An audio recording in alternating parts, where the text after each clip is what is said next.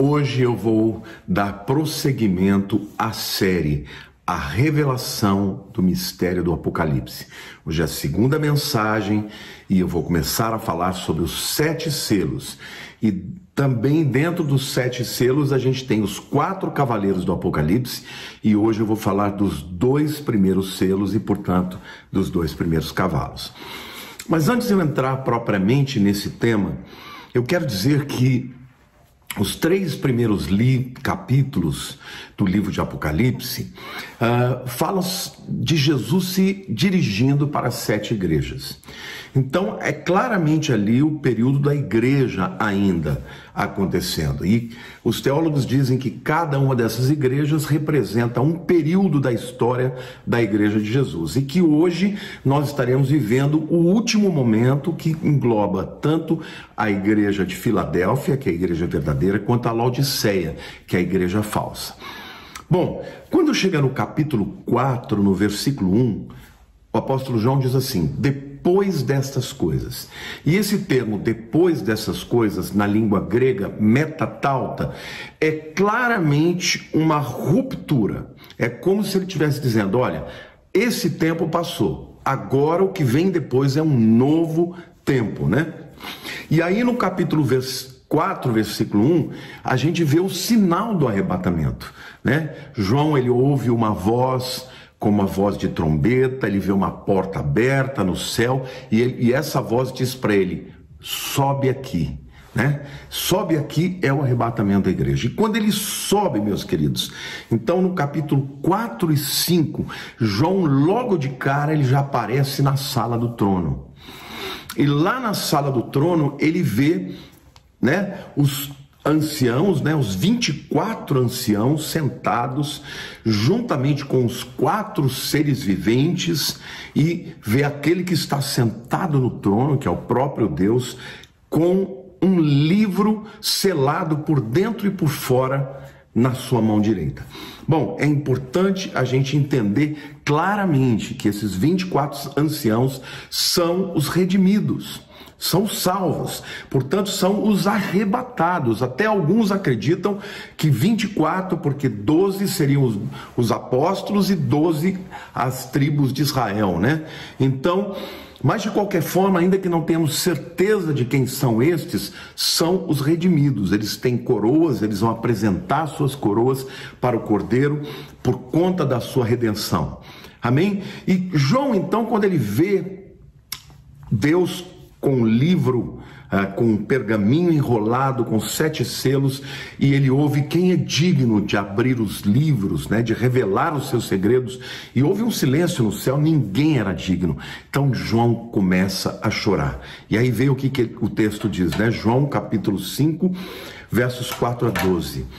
E eu chorava muito, porque ninguém foi achado digno de abrir o livro, nem mesmo de olhar para ele.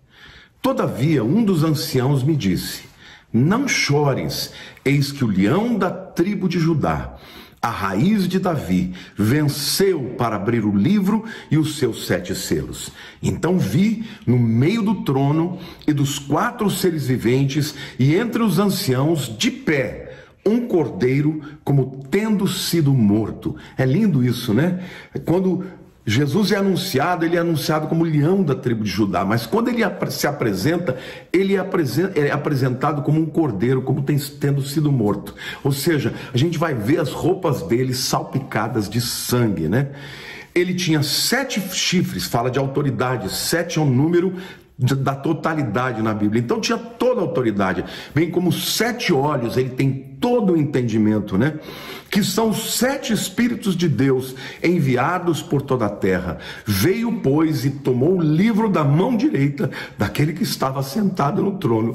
E quando tomou o livro, os 4 seres viventes e os 24 anciãos prostraram-se diante do Cordeiro, tendo cada um deles uma harpa e taças de ouro cheias de incenso, que são as orações dos santos, e entoavam um novo cântico, dizendo: digno és de tomar o livro e de abrir-lhe os selos, porque foste morto e com teu sangue compraste para Deus os que procedem de toda tribo, língua, povo e nação, e para o nosso Deus os constituíste reino e sacerdotes, e reinarão sobre a terra. E ouvi uma voz de muitos anjos ao redor do trono dos seres viventes e dos anciãos, cujo número é de milhões e milhares de milhares, proclamando em grande voz: digno é o Cordeiro que foi morto de receber o poder, a riqueza, a sabedoria,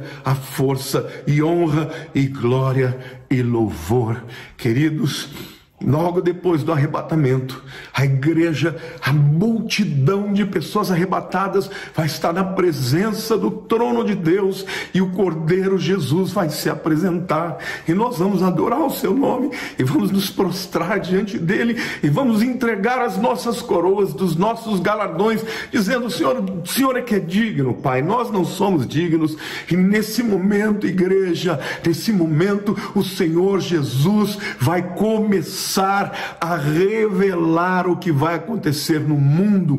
A grande tribulação só acontece a partir da abertura dos 7 selos, mas a igreja nesse momento está no céu. Já houve o arrebatamento, já houve a presença de Jesus diante de nós. Nós vamos nos prostrar diante dele, vamos entregar a nossa coroa, vamos glorificar o seu nome por nos livrar desta situação e deste problema que virá agora sobre todo mundo, essa tribulação terrível, meus irmãos. E aí o Cordeiro que pega aquele livro, aquele pergaminho, vai abrir cada um dos selos e revelar o que vai acontecer sobre a humanidade. E aqui, meus queridos irmãos, começa de verdade a tribulação. Amém? Então, o livro com os 7 selos são decretos de Deus para o que vai acontecer com a humanidade. Nada escapa das mãos de Deus. Ele é o Deus soberano sobre a terra. Todas as coisas estão debaixo da sua soberania. O primeiro selo, quando o Cordeiro abre, vem um cavalo branco. Vejam o que diz os versos 1 e 2 do capítulo 6. E havendo o Cordeiro aberto um dos selos, olhei e ouvi um dos 4 animais, que dizia como em voz de trovão: vem e vê. Olhei e eis um cavalo branco, e o que estava sentado sobre ele tinha um arco, e foi-lhe dado uma coroa, e saiu vitorioso para vencer. Quando Cristo abre o primeiro selo, queridos, começa a grande tribulação. E aí, o primeiro selo libera a vinda do primeiro cavaleiro. Mas é muito importante você entender que esta mesma sequência dos cavaleiros aqui é encontrada lá em Mateus capítulo 24, no sermão profético de Jesus. Porque Jesus fala primeiro de falsos cristos, e o cavalo branco aqui é o levantamento do anticristo. Depois ele fala de guerras, o cavalo vermelho são guerras. Depois ele fala de fome, o cavalo preto fala de fome. Depois ele fala de morte, e o cavalo amarelo, que na verdade não é amarelo, eu explico isso mais para frente, é verde, fala de morte. Então Mateus 24 está falando da grande tribulação. E isso não tem nada a ver com a igreja, irmãos, porque quando os discípulos de Jesus, judeus, perguntaram para ele sobre o estabelecimento do reino de Cristo para os judeus, ele vem com o sermão de Mateus 24. Mas o capítulo 4, o cavalo branco, né, na verdade, ele é o anticristo, tá? Por quê? Porque ele vem com um discurso de paz. A cor branca é a cor nas escrituras para paz, né? Fala de paz, fala de justiça, fala de santidade. Mas Jesus nos adverte, a palavra de Deus nos adverte lá em 1 Tessalonicenses capítulo 5, versículo 3. Quando andarem dizendo paz e segurança, eis que lhe sobrevirá repentina destruição, como vem as dores de parto, a que está para dar à luz, e de modo algum escaparão.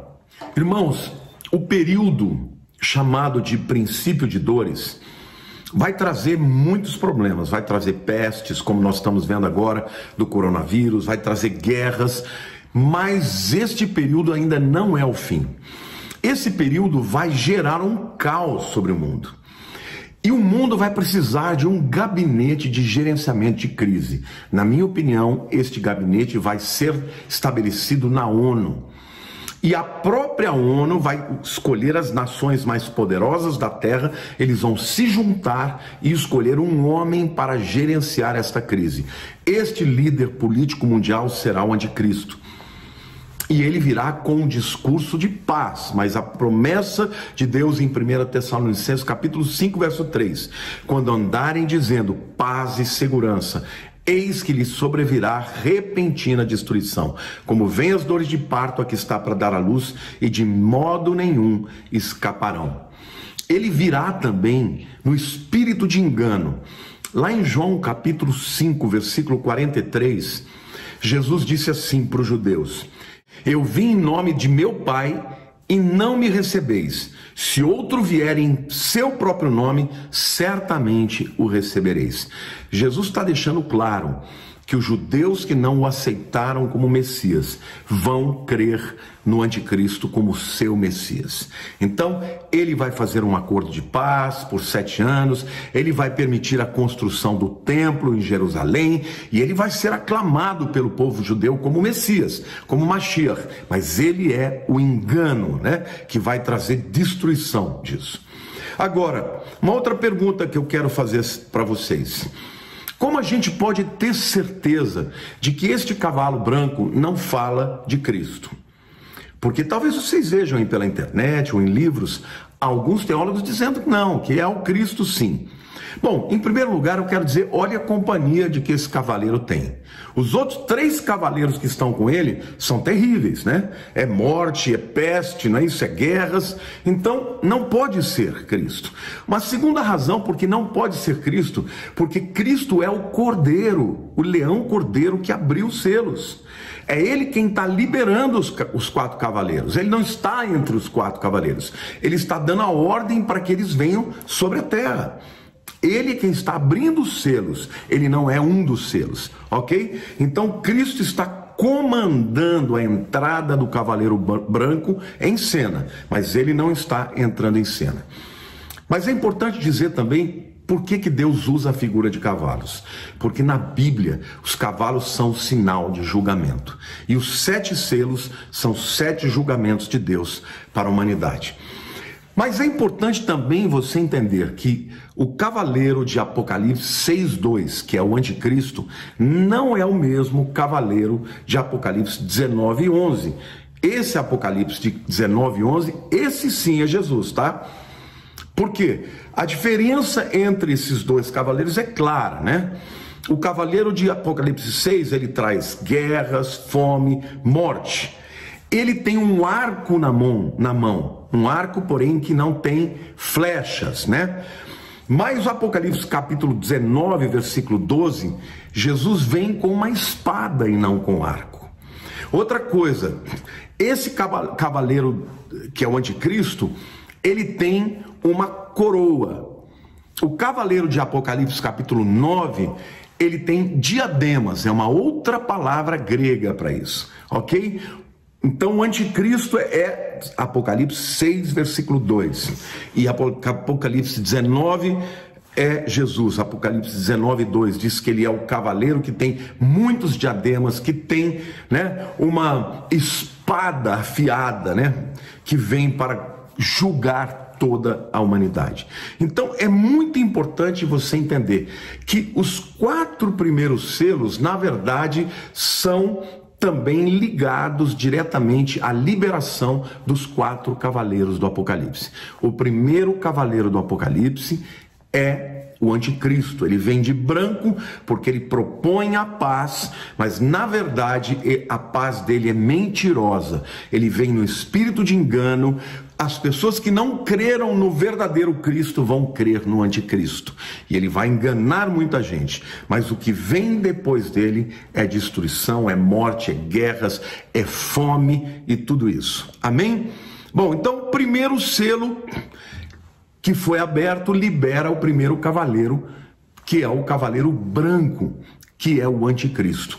Não se esqueçam, já falei muito para vocês, que ele vai fazer um acordo de paz no mundo inteiro entre as três principais religiões, que é o judaísmo, o islã e também o cristianismo, né? E ele vai propor uma paz entre todas as nações por 7 anos. A gente sabe que na metade desses 7 anos ele vai quebrar esta paz, porque ele vai entrar no templo reconstruído, provavelmente vai entrar lá dentro dos santos, vai dizer: olha, estão dizendo por aí que eu sou Deus, e hoje eu quero dizer para vocês, eu sou mesmo. Eu sou o Messias que vocês esperavam, e agora vocês precisam me adorar. Nessa hora Israel rompe com ele e começa a grande perseguição, a grande tribulação contra o povo judeu e contra todos os que crerem no período da tribulação, que vai durar mais 3 anos e meio. Amém? O segundo selo, irmãos, libera o cavalo vermelho. Apocalipse capítulo 6, versos 3 e 4 dizem o seguinte: havendo aberto o segundo selo, ouvi o segundo animal dizendo: vem e vê. E saiu outro cavalo vermelho, e ao que estava sentado sobre ele foi dado que tirasse a paz da terra e que se matassem uns aos outros, e foi-lhe dada uma grande espada. Esse segundo cavaleiro é o cavaleiro que vai liberar guerras no mundo. E sabe, gente, a gente vive num país, o Brasil, embora eu sei que eu estou falando agora para muito mais gente de outros países, mas quem não está acostumado a viver em guerra não entende o que é exatamente viver debaixo de uma guerra.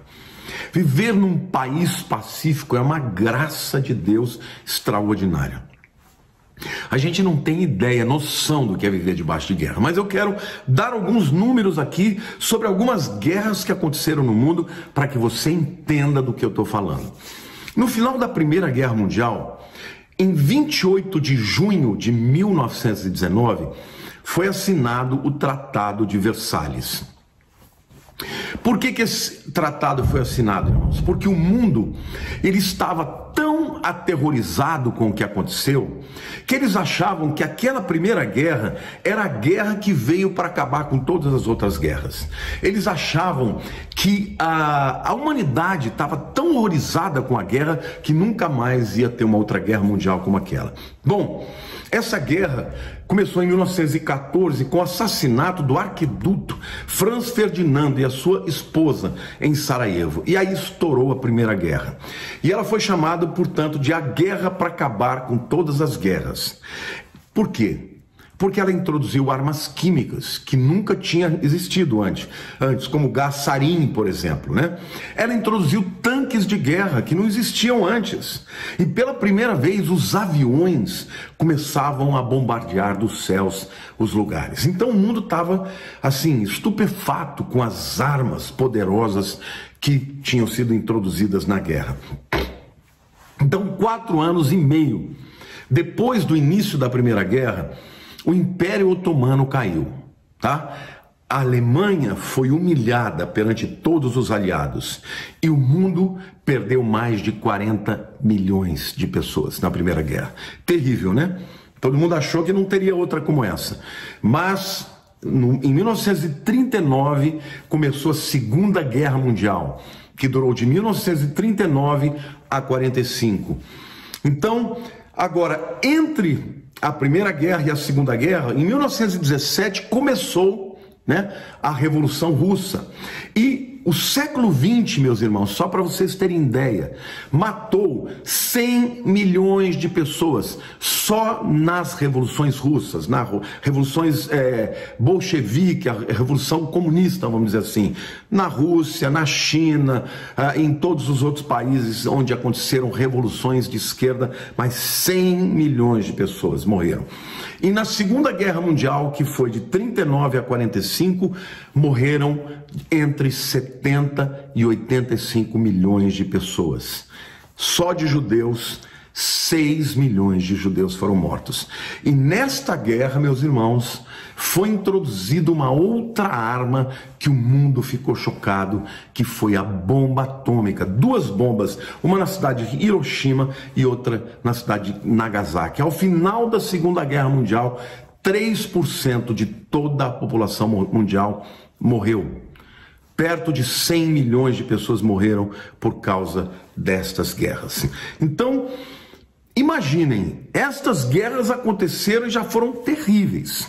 Mas quando o cavalo vermelho for liberado, todas estas guerras serão guerras de brinquedo, porque morrerá muito mais gente, as armas serão muito mais terríveis. Queridos, não queira estar aqui neste tempo. Estas guerras que virão nunca aconteceram na história da humanidade. O mundo nunca viu algo assim. Mas e a igreja? Onde estará nesse momento? Ela passará pela grande tribulação? Lembrem-se, os selos abrem no capítulo 6 de Apocalipse. Ali começa a grande tribulação. Mas no capítulo 5 de Apocalipse, ou seja, antes disso, nos versículos 9 e 10, a gente lê. E aqui a igreja cantando e adorando ao Senhor.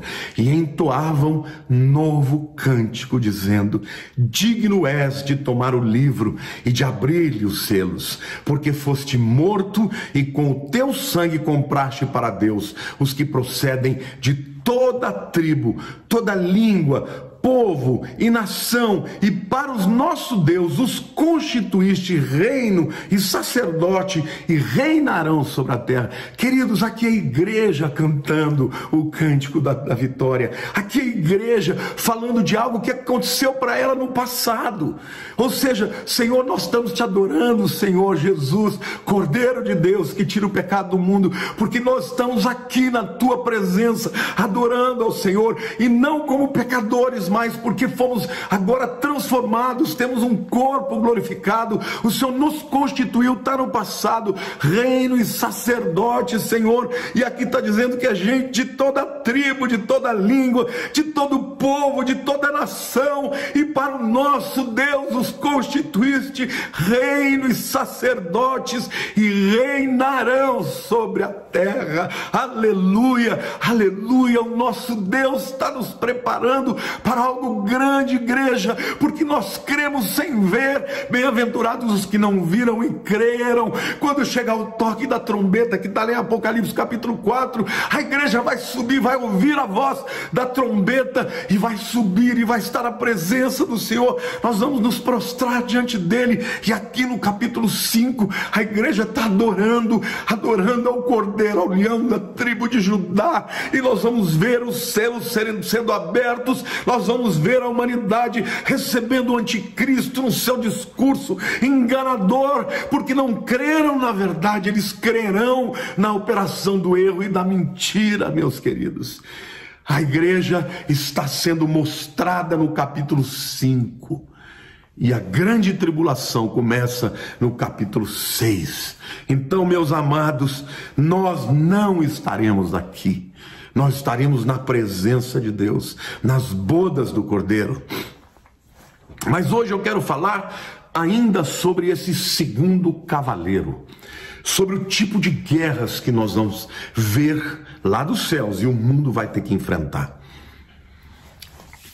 Eu quero começar falando de que hoje nós temos armas com tecnologia avançadíssima, irmãos. Eu quero dar alguns exemplos. Você sabia que há nações hoje que já estão fabricando super soldados modificados geneticamente para serem mais fortes e mais rápidos e mais letais? É mais ou menos como o Capitão América. Vocês pensam que a ficção, ela vem da onde? Ela vem da verdade, irmãos. Existem há muitos anos pessoas e cientistas se preparando para formarem super soldados, soldados que vão estar servindo o anticristo, servindo ao propósito do anticristo. Hoje também existe o que é chamado de exoesqueleto, ou armaduras que vão amplificar, a força dos soldados 100 vezes, de maneira que eles também estejam a serviço do anticristo. Imagine vocês, as pessoas que estiverem aqui nesse mundo, fugindo do anticristo, tendo que fugir de soldados que usam armaduras que os tornam mais rápidos, e quando eles chegarem, nem arma alguma vai conseguir ultrapassar essas couraças, e eles vão ser usados pelo anticristo com essa força, com esse exoesqueleto, não é isso? Estudos avançados também já testam chips, meus queridos, em pessoas. E esses chips, eles têm o objetivo de separar a mente das pessoas, a sua razão dos seus sentimentos. Por quê? Porque estes soldados serão super armas. E eles vão matar sem dó, matar sem sentimentos. Por quê? Porque a gente sabe que o nosso cérebro sente através da secreção de algumas substâncias, né, que fazem a gente sentir. Serotonina da alegria, dopamina da foco, não é isso? Ocitocina da ligação, da amor, da paixão, e eles vão conseguir separar a razão dos sentimentos e das emoções. Estes super soldados também terão chips e terão uma orientação por parte do anticristo de serem implacáveis e matarem aqueles que não se submeterem ao governo do anticristo. Hoje, vocês sabem que já existe uma técnica chamada stealth. Stealth é invisibilidade, aqueles aviões que são indetectáveis no radar. Vocês sabem que hoje, queridos, já existem roupas, né? Vestimentas que usam essa tecnologia de stealth para pessoas. Ou seja, até os soldados do anticristo serão revestidos vamos dizer assim, de uniformes, né? de vestimentas que os tornam invisíveis, indetectáveis, para que eles sejam pegos de surpresa. Isso é só o começo. Estamos falando aí de soldados que vão perseguir as pessoas nas casas, no meio das matas, em todos os lugares, para trazê-las para esse governo mundial e para que eles estejam diante de uma grande decisão: rejeitar a Jesus e poder viver, ou permanecer crendo em Jesus e morrer. Então, não vai ser um tempo fácil. E as armas de destruição em massa? Sabe, gente, a bomba que destruiu Hiroshima tinha 20 mil toneladas de TNT, né, que é dinamite. A bomba de hidrogênio que existe hoje, tem a potência de 20 milhões de toneladas. Nós estamos falando de 20 mil, 10 vezes seria 200 mil, 100 vezes seria 2 milhões. Então estamos falando de 2 milhões vezes 10. Meus irmãos, 20 milhões de vezes mais poder de destruição. Uma bomba de hidrogênio 20 milhões de vezes mais poderosa do que a bomba que destruiu Hiroshima e Nagasaki. Isso não é tudo. Vocês sabem que já existem armas químicas hoje. E as armas químicas são substâncias que já existem e são usadas até no uso industrial, mas que quando usadas para destruição em massa, vão fazer coisas terríveis, tá? Essas armas químicas que existem hoje já são divididas em 5 classes. Primeiro, as neurotóxicas, que agem no sistema nervoso central, como o gás sarin, por exemplo. O segundo tipo são as armas sufocantes.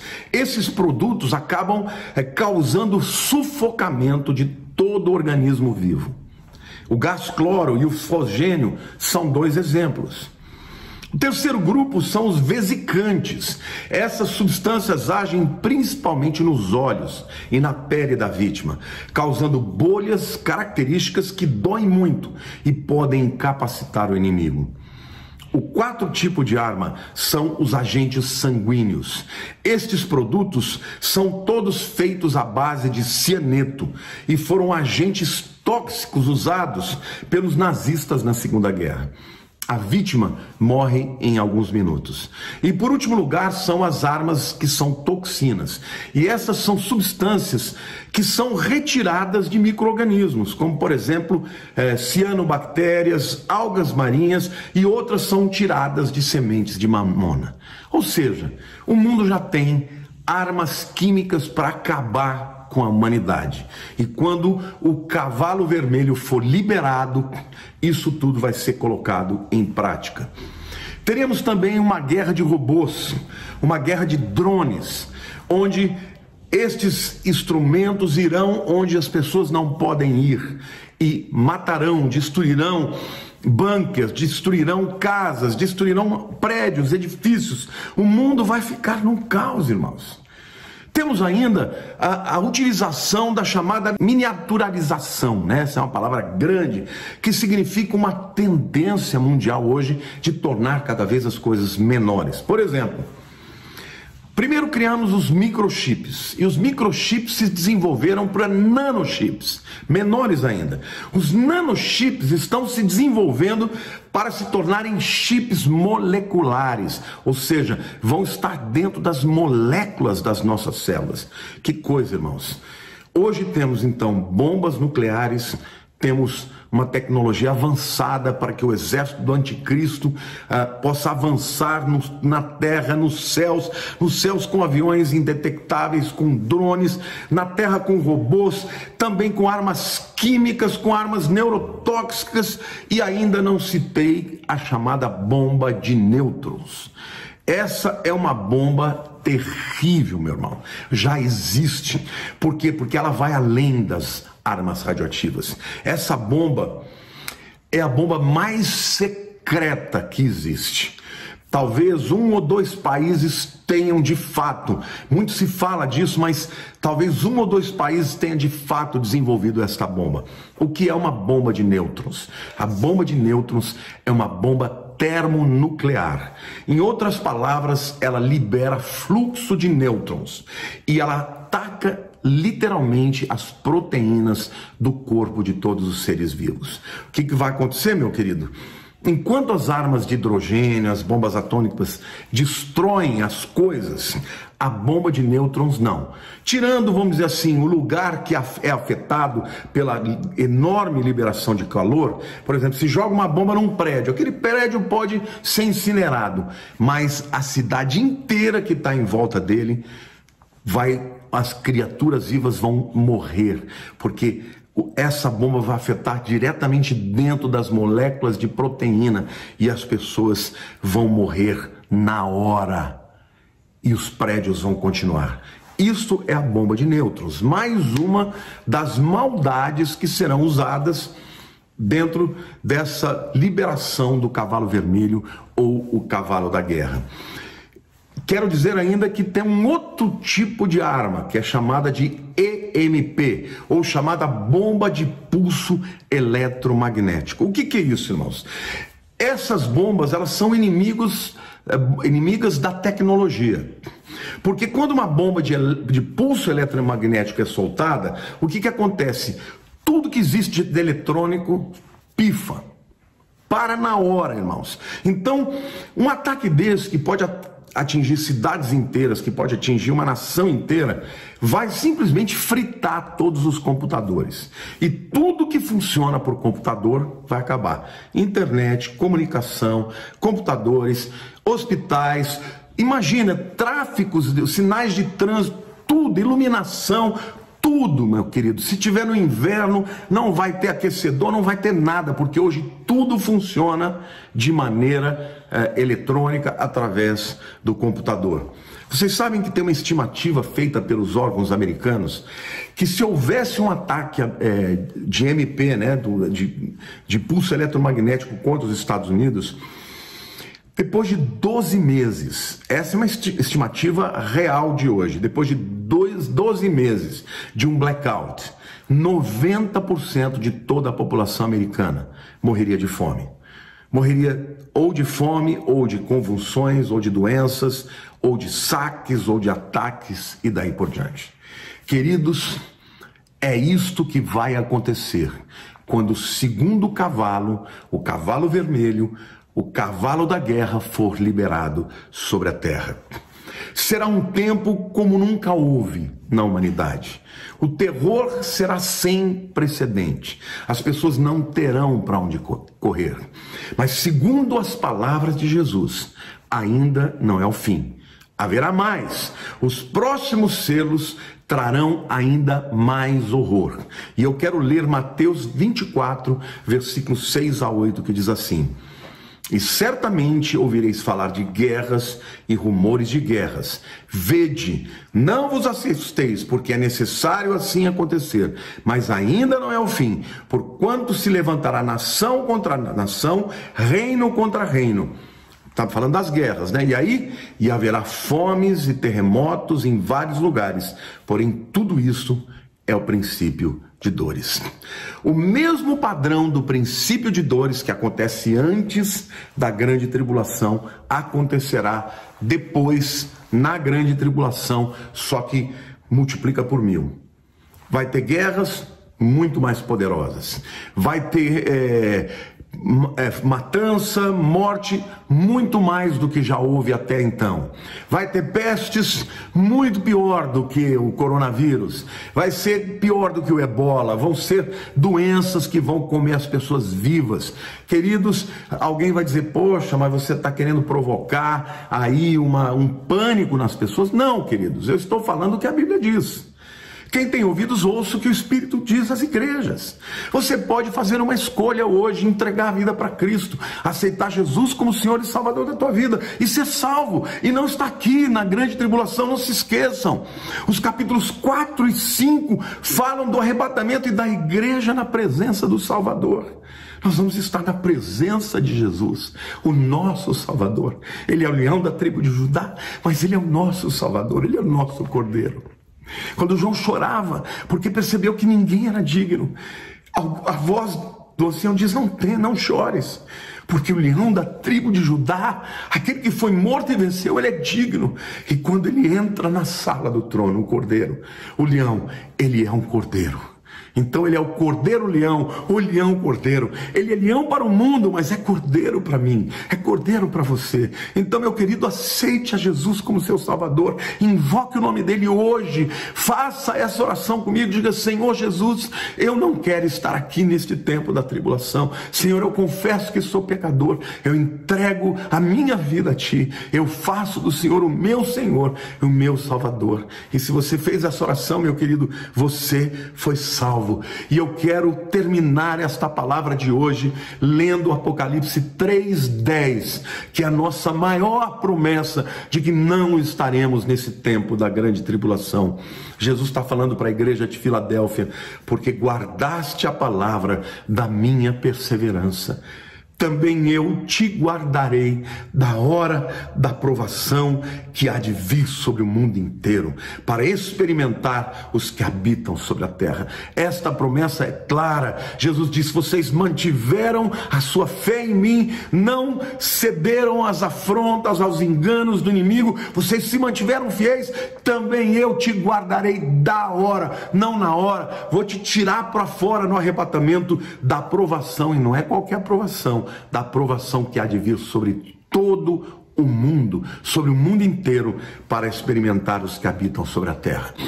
Amém, queridos?